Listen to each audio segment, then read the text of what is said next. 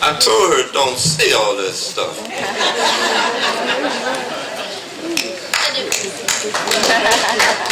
I think from now on, when somebody asks me to speak somewhere, I'm just gonna send them a paragraph. I told her just say I'm from Clifton Forge, born and raised and educated right here in Clifton Forge, and that's enough. But thank you so much for that introduction. I'd like to say good morning and a special thank you and a good greetings to the mayor of Clifton Forge. And I think you said the mayor of Covington is also here. Also, we would like to recognize members of City Council here. Okay, and all of the dignitaries. Let's do it like that. Okay. Ladies and gentlemen, boys and girls, and to this great community choir. Whole lot of them I know. Whole lot of them I know. I don't know if I'm gonna get this thing straight. Will it go back in it with the sound? It's kind of close on.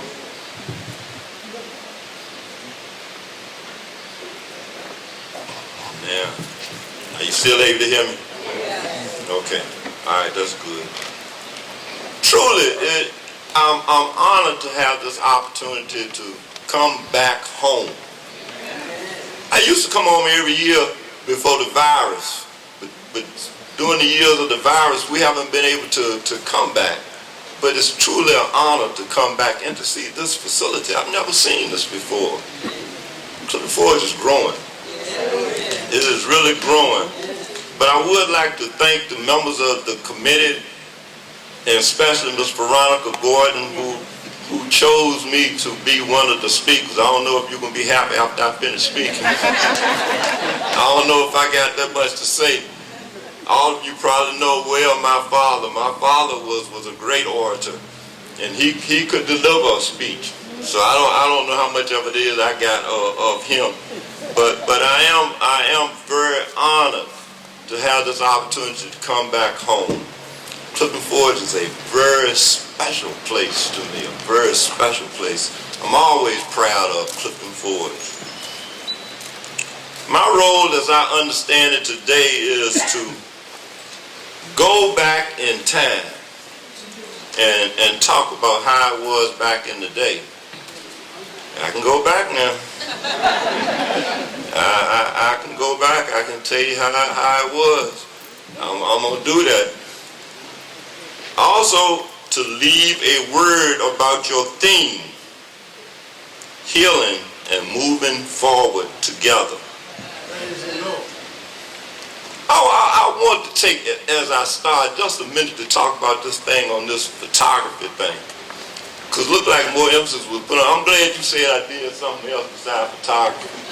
But I want to do this because I've never had a time in her presence to do this. Do you know how I got started in photography? My mother. Stand up, mother. She...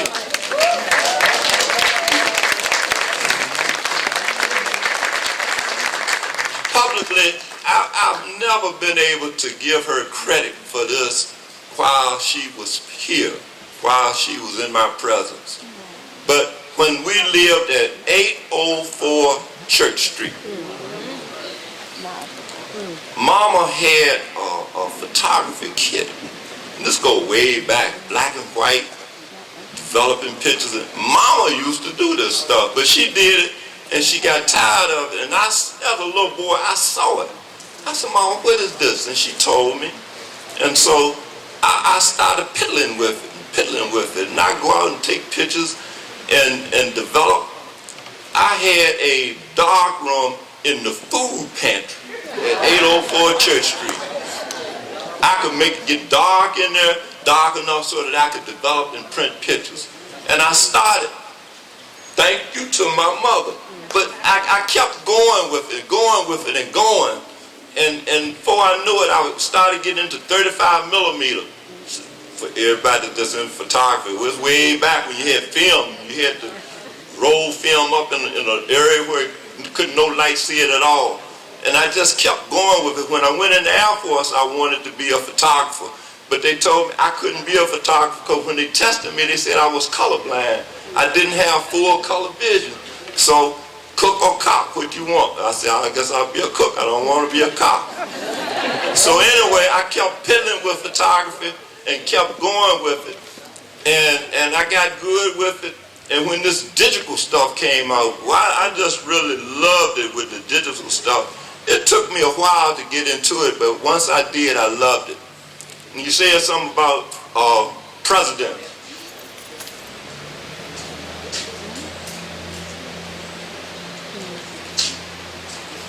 I do photography books now.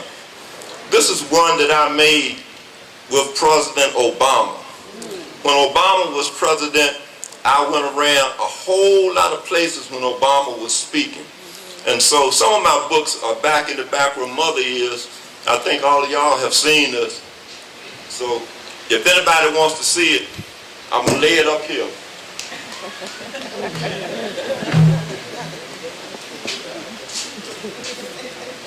So that's the part dealing with photography. But everywhere where I've worked in life, I've always worked for a newspaper.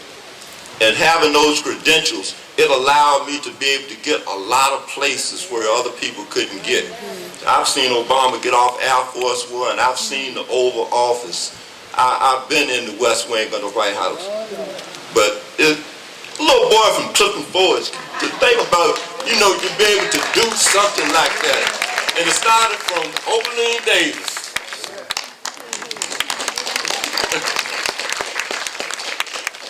All right, now, I'm nowhere near the speaker Robert G. was, so when I speak, a lot of times I ramble. So I've got these instructions. So I want to do this for starters. I want to read this. No one is born hating another person because of the color of his skin or his background or his religion. People must learn to hate. And if they learn to hate, they can be taught to love. Love. For love comes naturally to the human heart than its opposite. That was spoken by Nelson Mandela. So I'm a ramble. Juneteenth is new. It just became a national holiday last year by Biden. I've never been able to cover a Juneteenth. Last year for Juneteenth, I was in Williamsburg with Oberlin Davis, and we went to one at Colonial Williamsburg. But a very interesting fact on how it came about, there was a lady. The lady was 89 years old. You know what her name was?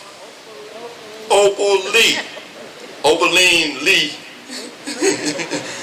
And she walked 114 miles from her home in Fort Worth, Texas to Washington, D.C.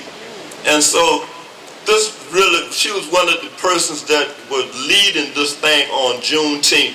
When she was walking, she came through Williamsburg. My mama got a picture of Opal Lee.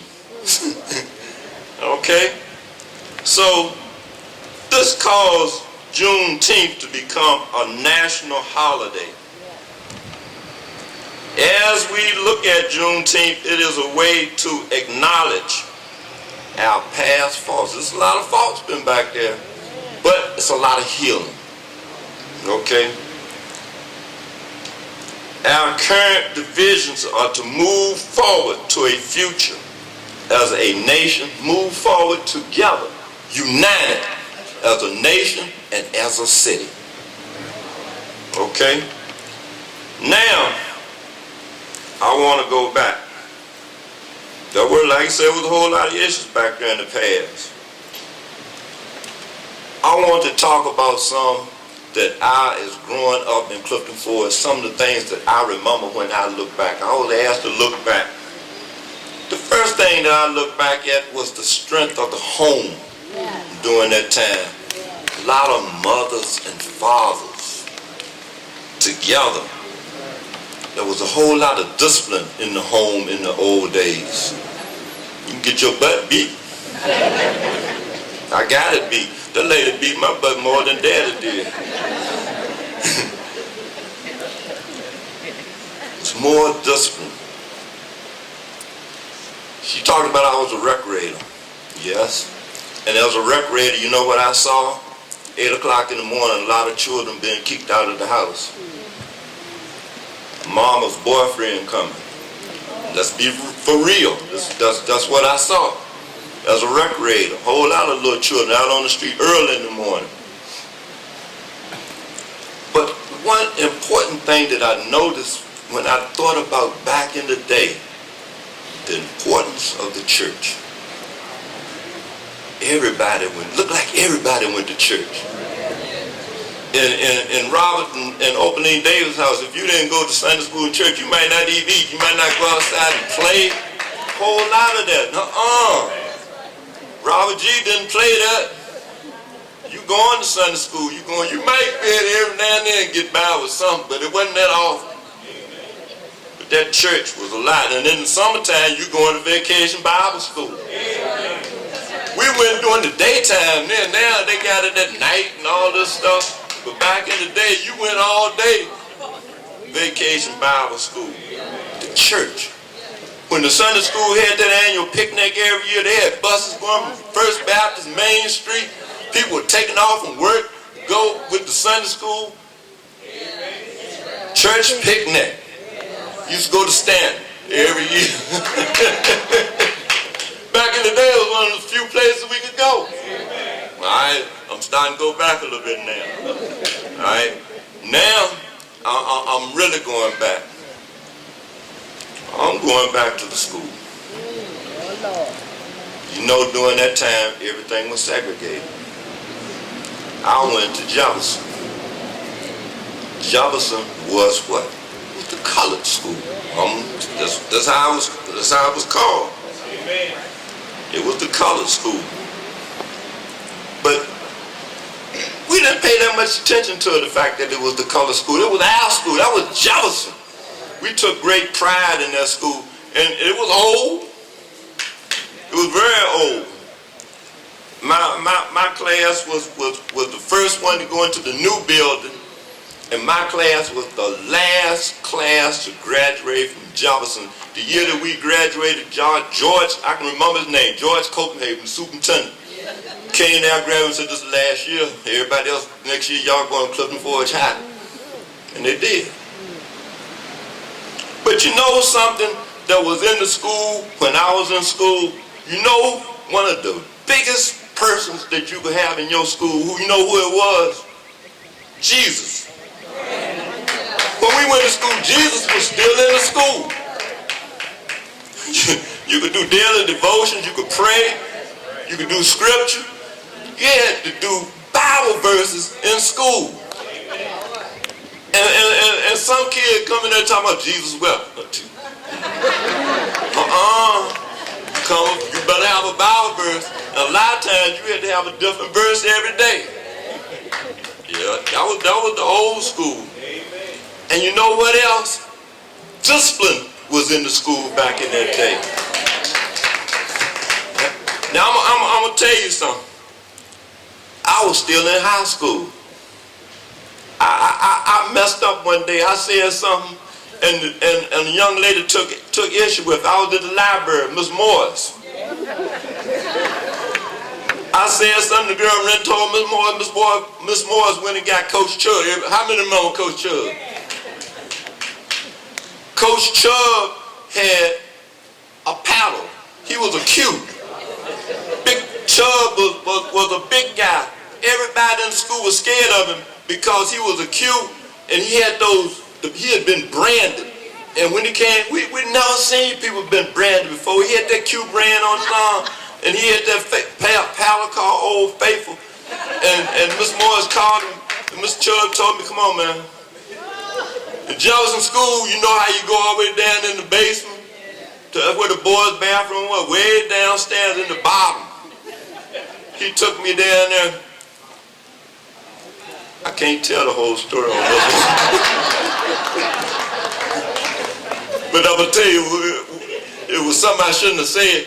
And so he told me, unless you can produce a ball, he said, "Your butt is mine." I couldn't produce it, so he wore me out down there in the basement.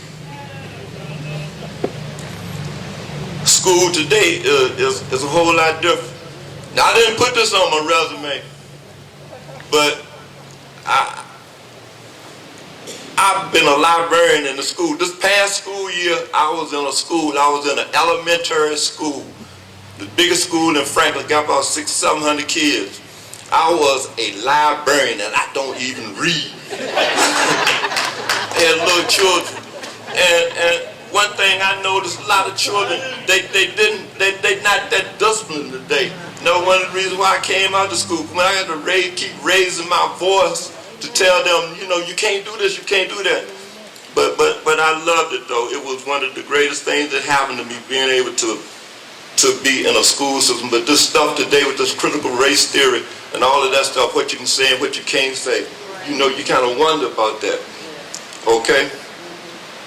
Let's go to an area now that's one of the reasons why I went into parks and recreation. I was brought up over in the holler. Y'all call it, what y'all call it now? Booker T. Washington Park? When I knew it, it wasn't nothing but in the holler. Over in the holler, that's how we called it. I went there every day, man. I love going over in the holler. Miss Fannie Washington, Pop Felix, and Miss Hazel, they were the rec leaders. I always remember Miss Fannie Mansfield, Pop Felix, and Miss Hazel. And we went over there, and we had the best fun, and we had a pool over there. I thought it was a pool. When I was growing up, I really thought that was a pool. They fill it up every day and drain it. I think I was probably in college before I figured out that wasn't a pool. That was a wading pool. But I'm going to tell you something that happened. One day, a few of my friends, we found out it was a pool in Clifton Forge. It was up there at Memorial Park behind the baseball field. Is the pool still up there? No? Do anybody remember the pool? It was there. Alright? One day, me and a few of my friends, and the best that my mom and I can figure, one of them was Lester Diggs. And we can't figure out who the other people were that went with us. My mama, Opaline Davis, drove us a distance close to the pool. Notice I said a distance close to the pool. We had to walk a distance across the field. They could see us coming. We had our little towels and stuff, bathing suits rolled up in the towel. They could see us coming across the field. The closer we got, we noticed the people were starting to get out of the pool. When we got all the way up to it, I saw a man with a long pole. He came out. And when we got over there, told him, man, we like to go swimming. And the guy, he was real nice. He said, sorry. He said, you can't go swimming today. We got to close the pool. See, we got all the people getting out the pool. We got the repairs for the pool. And in the Daily Review that day, it was a daily paper then, right? Little paragraph in the city pool closed for repairs.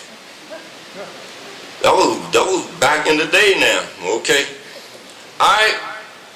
Let's go to another one of my favorite places, Green Passage. That was the color place. I love Green Passage. We used to go down there every chance we get. Go swimming. We couldn't go to Doubt. But Green Passage was perfect. It was great. We had more fun down there at Green Passage than a little bit. It's open now, right? It comes under the state park system. I'm going to try to go by there before I leave out of here. Now, I'm going to talk about another one of my favorite places. Stonewall Theater. Saturday at 12 o'clock, they always had a matinee. Everybody all the children would go to the theater. Where did we have to go? We go upstairs. But we didn't know. We didn't know no better. We went on up there, watch, have our little money, get your popcorn, candy, come back, go to JJ Newberry's, buy some candy, more candy. But it was the best fun. Stonewall Theater. 2017, when they had the last Jefferson reunion, it was on there. That's where some of the activities was going to be, was in the Stonewall Theater. I went. And you know what I did? The first thing I did when I went in there, I went down on the lower level. I sat down. My wife was with me on the trip. She couldn't come today. She got to go to work tomorrow. She said it'd be too much because she know we'd be up here in Clifton Forge all day. She said, and the back hurt. But the first thing I did, I went on the lower level and I had her to take a picture of me sitting there. After all of those years of going in that theater, I could finally sit on the lower level.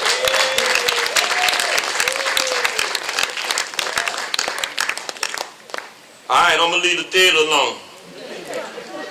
Restaurants. We couldn't go in no restaurants. I can remember going in Farrell's drugstore, but you had to stand at the end of the corner and put your order in. What restaurant do we have? Miss Emma? Miss Emma had the best hot dog there ever was, and cheeseburger, and the Palace Tea Room. Oh man, those were our places. I'll never forget. You could go eat lunch every now and then, because Jefferson didn't have a cafeteria. Every now and then, my parents would give me some money. They could give me 50 cents for lunch. I could go to Miss Elmer's, I could get 2 hot dogs, a bag of chips, a bottle of soda, and still have money left over for candy when it was still 2 for 1 cent. Miss Elmer's. Oh my goodness. All right, I'm going on. I'm gonna talk about, I guess when I had a paper route, but I got a job. The first job I ever had. Now I'm going way back now. I'm going down to Cliftondale Park. Anybody ever heard of Mr. Boswell Steakhouse? It used to be a drive-in theater down there. Mr. Boswell Steakhouse was right down there by it. I had a job working at Mr. Boswell Steakhouse, washing dishes, 50 cents an hour. 50 cents an hour. Mr. Boswell would come pick us up. He had a big Cadillac. Couldn't ride in the front seat, he'd make you ride in the back seat. But I washed dishes. But then I got another job. I moved up. I went up to the hospital on the dishwashing machine. It was Doc Sheldon. Anybody remember Doc Sheldon? Doc Sheldon used to run that dish machine. Doc Sheldon was the main reason to help encourage me to go to college school. She was driving that dish machine like a whip, boy. But let's go all the way back. Miss Irene Smith. She used to be in charge of the colored dining area. You had colored dining area, white dining area. Colored dining area was a little room, wasn't big or nothing, but all of us go in and eat that free food. Back in the day, you had what? Colored water fountain, white water fountain, colored bathroom. We came up with all of that, but you didn't know. You didn't pay no attention to it. You just went on and you went to it. Okay? Newspaper. I got to hit on that because I done worked for so many newspapers. A friend of mine that went to Virginia State with me knew I was from Clifton Forge. He sent me an article on the internet, and it had an article, and it went back to March 1958. And the title of the article was Jefferson School Grade on Tour of C&O Shops and Yard at Clifton Forge. He found it. And all the articles that were done back during that time, it said what? Among our colored citizens. And this one was written by Miss Evelyn Howard. Anybody remember Miss Evelyn Howard? Yeah. Okay, she was one of the authors of that column.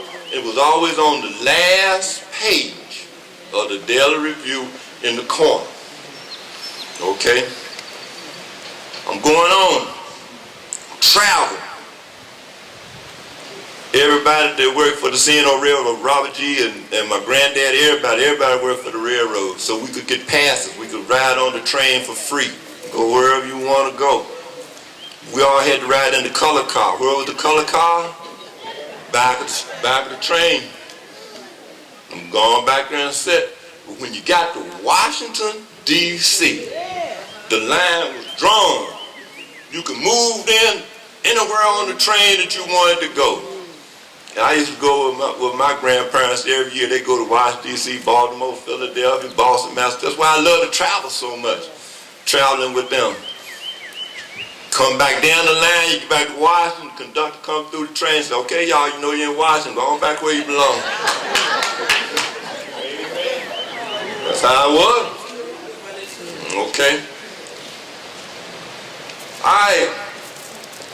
But even with all of this, a lot of us that were born, raised, and received our early childhood education in the segregated Clifton Forge moved on. A whole lot of us moved on. A whole lot of us went to colleges and universities. A whole lot of us got degrees and masters and doctorate degrees, right? A whole lot of us did that.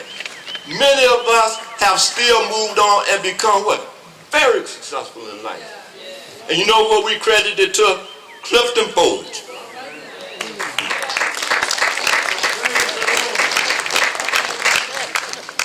And you know what? I think I represent a large group of people that come from Clifton Forge, and I try to stay up on technology. I really do. And I do Zoom, and I got a Zoom group. And on my Zoom group, I never had met Veronica Gordon before. Today was the first day I really seen her in person. I done seen her a whole lot of times on Zoom. But today is the first day in my life I've really seen her in person. I congratulate her on what she's doing. And she don't even live here now. But she been in our little Zoom group, and she got her own thing that she does among Allegheny County Black history.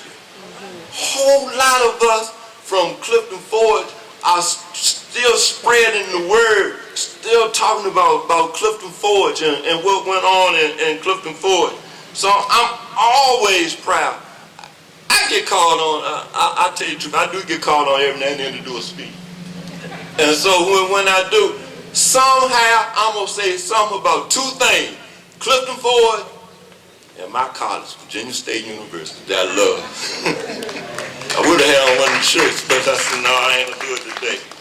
So I've always been proud of Clifton Forge. As you look at life today,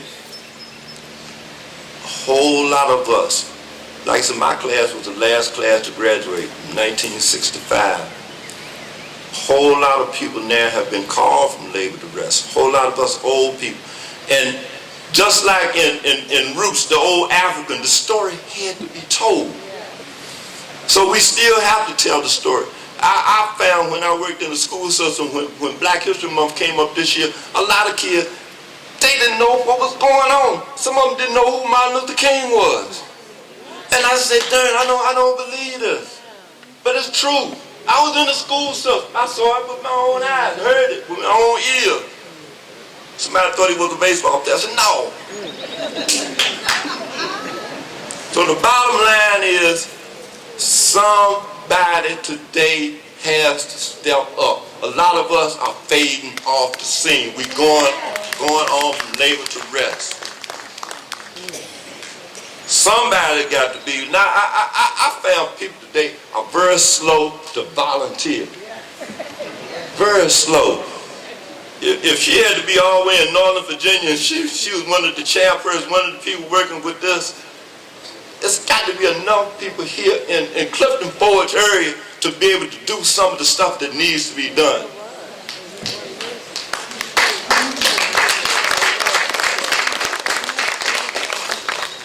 So as we look at this, yes, a whole lot of people have, a whole lot of stuff has happened in the past, the present, and right now. A whole lot of stuff is happening. But we as a people, young, old, black and white, all of us, we've got to get it together and work together. That's the bottom line. We've got to be able to work together. So as we celebrate Juneteenth, we need to celebrate it with what? Love and forgiveness. Now, I'm getting ready to close. I've rambled enough. I'm getting ready to close. And as I close, I couldn't get away with doing this. I'm going to bring some vintage Robert G. Davis Jr. When he was Grand Master, I was the Grand Pursuit. I traveled everywhere with Daddy went. Every time he made a speech, I heard it. I done heard some of his great speeches, the looking glass, the table, all them great speeches. Robert G. could take words and he could do stuff with it. And he had a lot of stories he always told as he traveled. So I got possession of one of his favorites. I want you to listen to this. 6 humans trapped by happen chance in bleak and bitter cold. Each one possessed a stick of wood, or so the story is told. They'll die in fire in need of logs. The first man held his back, for other faces round the fire he noticed one was black. The next man looking across the way saw one not of his church and couldn't bring himself to give the fire his stick of birch. The third one sat in tattered clothes. He gave his coat a hitch. Why should his log be put to warm the idle rich? The rich man just sat back and thought of the wealth he had in store and how to keep what he had earned from the lazy, shiftless poor. The black man's face bespoke revenge as the fire passed from his sight. For all he saw in his stick of wood was a chance to spike the white. The last man of this forlorn group did not except for gain. Giving only to those who gave was how he played the game. Their logs held tight in death's still hand was proof of human sin. They didn't die from the cold without. They died from the cold within.